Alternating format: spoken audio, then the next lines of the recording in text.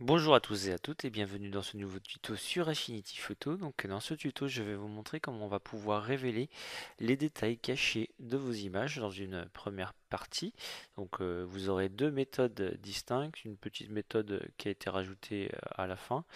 Et enfin, dans la dernière vidéo, je vous montrerai comment créer des textures pour pouvoir les appliquer à des images qui en sont dépourvues. Donc ici, on va commencer avec la première méthode. Donc cette première méthode, du coup, elle utilisera les ombres et les lumières de chaque image pour augmenter les détails qui sont présents dans vos images, mais qui sont bien enfouis quelque part. Donc je vous montrerai comment on fait.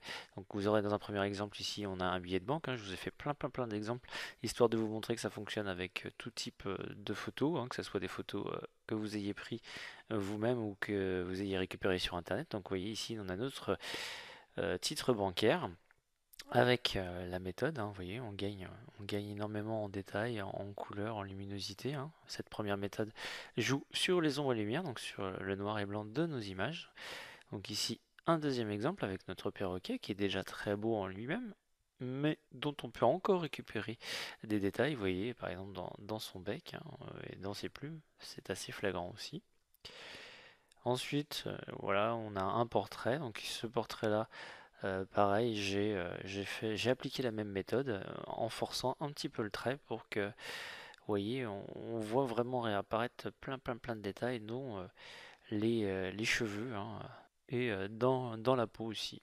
Enfin, dans la première méthode, le dernier exemple se portera sur une photo de paysage assez complexe et vous verrez qu'on peut récupérer plein de détails qui n'étaient pas à la base présentes dans notre image. Ensuite, on utilisera une deuxième méthode. La deuxième méthode, elle se basera plus sur les couleurs d'une image et elle donnera un résultat différent. C'est pour ça que dans la troisième vidéo, en fait, je vous montrerai le mix entre la première méthode et la deuxième méthode, puisqu'elles sont bien sûr complémentaires. Donc là, vous avez l'image de base et l'image avec les détails augmentés. Donc on voit bien au niveau des casques, au niveau des sourcils, etc., qu'on a augmenté drastiquement notre niveau de détail.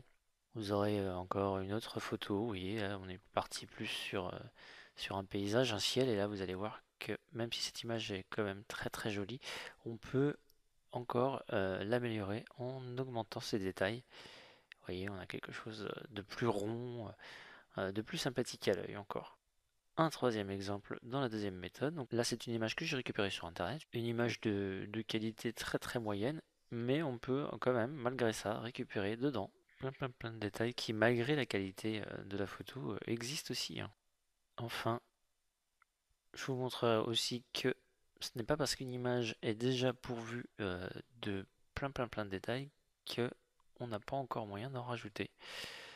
Là, on obtient une image qui pourrait ressembler à une image HDR, par exemple.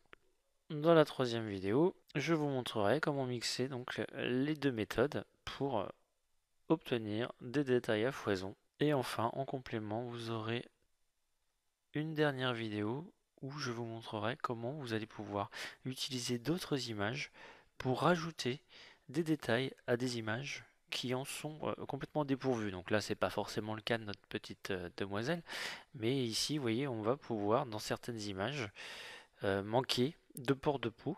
Et donc, on va pouvoir, dans certaines images, devoir ajouter une texture. Donc là, du coup, je prendrai une photo, vous voyez, une photo de port de peau en gros plan. Bon, enfin, l'exemple n'est pas forcément très heureux, mais ça fonctionnera quand même. Et en appliquant la petite méthode, on va pouvoir rajouter à notre personnage, vous voyez. C'est très léger ici, hein. On pourra forcer le trait un peu plus si l'on désire, mais ça rajoute des détails qui n'étaient pas présents sur l'image d'origine, hein. Vous voyez, on rajoute ici des petits ports de peau, donc il faudrait un petit peu plus détailler l'ensemble. Maintenant, je vous montrerai aussi comment vous pouvez n'appliquer qu'à certains endroits ces textures, hein, via des masques, etc.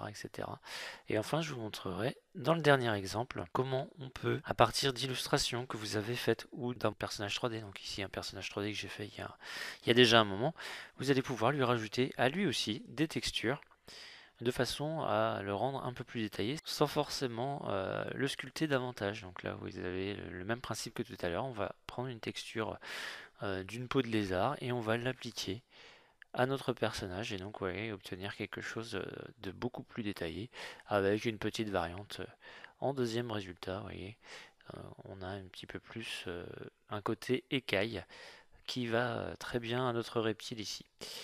Voilà, j'espère vous avoir donné envie d'en savoir plus. Si vous avez des questions, des suggestions ou autres, n'hésitez pas à m'en faire part sur la fiche produit, j'y répondrai le plus rapidement possible. En attendant, je vous souhaite un bon tuto à tous. À tout de suite.